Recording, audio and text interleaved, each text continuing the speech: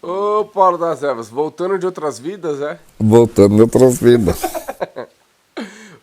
Tudo certo, Paulo das Ervas? Bom dia! Por que você tá perguntando um negócio desse tão esquisito pra mim? Pois é, porque assim, ó, falaram assim, ó. Pergunta pro Paulo das Ervas se ele acredita em... Paulo das Ervas, existe vidas passadas? Não, Não existe, Paulo das Ervas. não. A vida nossa é eterna. Não importa quantas vidas e quantas voltas, mas é uma vida só. A nossa vida é eterna, a alma nossa é eterna. Existem novas almas, né? A espiritualidade vai produzindo novas almas, novos anjos. E eles nascem e renascem milhões de vezes renascem. O renascimento acontece a cada amanhecer. Cada dia que você acorda é de uma vida passada que você passou ontem, né? Entendeu? A princípio a ideia seria essa. Uma vez eu estava fazendo uma palestra e a pergunta da palestra era assim: a morte cura? Oxe. Né? Falei, não, a morte não cura, a morte morre. Mas a pessoa perguntou: Paulo, a morte cura? Uma doença que não tem cura morreu, tá curado? Não, tá morto. Ué? A morte não cura ninguém. O tempo cura, o tempo também não cura ninguém. A gente precisa do tempo para que o nosso organismo reaja aos estímulos terapêuticos, convencionais e não convencionais, que a gente acha que é legal para resolver a nossa vida. E se a gente tiver um pouquinho de estímulo e fé e de vez em quando pedir para Deus que a gente quer ter longevidade, com certeza Deus considerará para nós a longevidade que a gente quer, né? Porém, eu vou falar uma coisa engraçada para você. O que é vida passada? Uma vez eu entrei em conflito com esse negócio de vida passada, porque eu ia na igreja, o padre falava assim: você vai morrer, vai ficar no purgatório até o dia do juízo final. No dia do juízo final, Jesus vai vir, vai julgar você. Se você for bonzinho, vai pro céu. Se você for ruim, vai pro inferno. Daí lá no inferno você vai morrer de novo. Falei, ferrou, né? Estão lascados, não tem jeito. Eu já me via direto no inferno. Falei, não tem jeito, não preciso ter medo do inferno, já tô nele.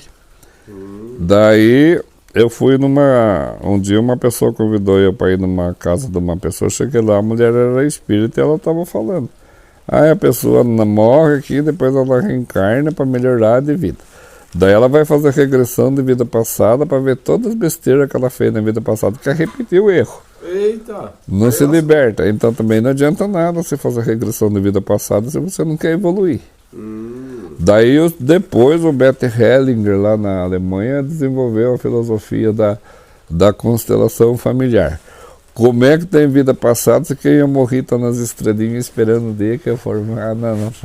Então, essa briga de vida passada, de vida futura, de morte, de ressurreição, de reencarnação, tudo são filosofias sociais, né? Como eu já falei num outro vídeo, que as religiões foram se constituindo de acordo com o jogo de interesse das classes dominantes. Não foi os coitadinhos que criou a religião, não, viu? Tem alguém que fala, mas o pobrinho que criou a religião. Não existe pobrinho que criou a religião, não. Quem criou a religião normalmente foram pessoas inteligentes, estudiosas, cultas e que tinham interesse de dominação sobre os demais aí, membros da comunidade. Dessa forma foi se constituindo inúmeras experiências, né? Mas são experiências empíricas. Né? Uma vez a gente foi na festa do Divino, lembra? Sim. Que eu catei o Felipe Alex e nós fomos gravar uma alvorada do Divino Espírito Santo, que é uma festa muito bonita que tem aqui na cidade. E daí eu falei assim, de uma maneira simplória, as pessoas falaram, eu fui no Império do Divino. Não, ela foi no Empírio do Divino. Porque o Império do Divino não é um negócio de tecido fechado, bonitinho, enfeitado, que o ser humano fez. Se o divino existe e o império do divino é o universal, é o celeste, aquele que a gente simbolizou ali é um empírio. É a maneira com que eu trouxe aquela crença lá de cima e mostrei para servir de exemplo para as outras pessoas. Mas você vai lá, está escrito lá, império divino. Não é império, é empírio. O cara brinca comigo e fala que eu não sou teólogo porque eu estou discutindo a religião dos outros. Eu também não discuto, então fique lá como império. Aí o que acontece? Mas o Felipe Leão era um eunuco do faraó. Ele até cantava aquela musiquinha do eunuco do faraó lá. Quem já viu no YouTube sabe como é que ele cantava a música pro faraó. Hoje eu não tô dando risada da brincadeira. Então, eu era o eunuco do faraó, agora eu sou o cinegrafista do Paulo das Ervas. Se lascou, velho. Não mudou nada, não adiantou nada o seu renascimento. Mas vamos considerar, por exemplo, que a nossa mente ela é ilimitada. Sim. Tá? A nossa mente ela é ilimitada. Então, da mesma forma que estou imaginando uma situação hoje com você aqui, quando eu falo o eunuco lá que você foi há 5.000 anos atrás, você consegue fechar o olho e se ver naquela condição, por quê? Porque você tem o estímulo da sua imaginação, né? E a sua fé. A imaginação física sua, consciente, mais a fé que você acredita da vida passada, você vai conseguir vivenciar uma situação lá. Aquela situação que você está vivenciando é verdadeiramente sua? Não necessariamente. É igual ler notícia do Estadão. Tá? Tudo que fala na televisão diz respeito a você? Não diz, mas você sofre por aquilo e comenta aquilo com todo mundo. Eita. Então essa história das vidas passadas, ela é a mesma coisa. Uma vez eu fiz um curso de parapsicologia e o professor colocou assim pra gente: tudo que o ser humano pensou, imaginou e falou ficou registrado num campo energético magnético do planeta e não ultrapassou a estratosfera. A estratosfera, para quem não sabe a distância da Terra, eu também não medi direito, mas é mais ou menos a altura por onde passa um avião supersônico. Você nem sabia que existia avião supersônico, né, Felipe? Então, vamos aprender um pouco de aviação aqui agora. O avião supersônico, ele voa mais ou menos aqui 15.000 metros, alguma coisa assim. É mais ou menos tudo que o ser humano imaginou de pensamento, de sentimento, de desejo, está registrado, está como se estivesse armazenado no HD do planeta a essa altura de nós. Tá, eu estou explicando cientificamente, tá? Não estou falando do Paulo das Ervas. Aí uma pessoa tipo Chico Xavier, o padre Marcelo Rossi, quem mais? Tem um outro padre aí que a turma está falando muito dele, Jonatas. Esses padres que fazem oração carismática, quando eles estão em processo de meditação oracional, eles conseguem acessar esse arquivo de pensamentos e sentimentos que está lá na estratosfera e transmitir para o povo que está aqui acompanhando o culto. E é isso que faz o pai de santo, que faz o médium, que faz o pastor, que faz os padres carismáticos. Eles acessam esse campo energético e traz a historinha para a gente acreditar nela. Só acredita se quiser, tá? Mas é exatamente isso que acontece. O Júlio Werner, né? O Júlio Werner é uma figura mitológica, não sei nem se ele existiu, mas consta que em 1700 e alguma coisa lá que ele viveu, ele desenhou nos seus desenhos noturnos, enquanto ele dormia, o avião supersônico que veio existir 300 anos depois. Eita. Como que ele não era profeta e desenhou um negócio que só 300 anos depois o homem teve capacidade de criação? Então o que aconteceu? Ele jogou aquela ideia daquele desenho lá na estratosfera. Um dia, um engenheiro muito sensível, estudando a possibilidade de facilitar a diminuição da distância, conseguiu desenvolver o jato supersônico. E daí chegou o trem-bala. O trem-bala foi desenhado pelo Júlio Werner. O liquidificador que a gente tem na cozinha foi desenhado pelo Júlio Werner. A máquina de ultrassom, que é de última geração, foi desenhada pelo Júlio Werner. Isso lá em 1700 e alguma coisa. Ela veio existir efetivamente em 1980, 1990. Levou 300 anos para acontecer o desejo do homem. Mas porque se ele desenhou e não criou. Não, ele lançou a ideia e mandou para o espaço. 300 anos depois nasceu uma pessoa, segundo os espíritas, pode ser ele mesmo. Segundo os católicos, Deus mandou um anjo na Terra com uma alma humana para fazer aquele processo para ajudar a resolver o problema das pessoas. Segundo os evangélicos, Jesus morreu para salvar você. Então você acredita em quem se quiser. E o que o Paulo das Ervas acha? Você já teve outras vidas, Paulo? Eu não acho nada, eu só estou contando a filosofia. Eu não acho nada, eu não tenho que achar nada. Sabe, quem acha muito fala bom dia para cavalo. Eu não acho nada, eu não falo de experiência de achismo. Eu estou contando uma coisa filosófica que se você pesquisar em livros de filosofia, de teologia, você vai encontrar coisas bonitinhas lá. Tem um Agostinho, né, que é um Santo Agostinho, ele era um doutor. Ele escreveu pontos teológicos lá em 1800 e pouco, lá quando ele viveu, que até hoje os cristãos têm como dogmas verdadeiros. O que é o dogma? O dogma são essas verdades que foram se criando no decorrer dos tempos, de acordo com a necessidade das pessoas, para pacificar a relação humana e a gente acreditar que vamos viver bem, bonitinho, porque senão nós não vai para o céu. Entendeu? Mas nem todo mundo que foi para o céu era bonzinho.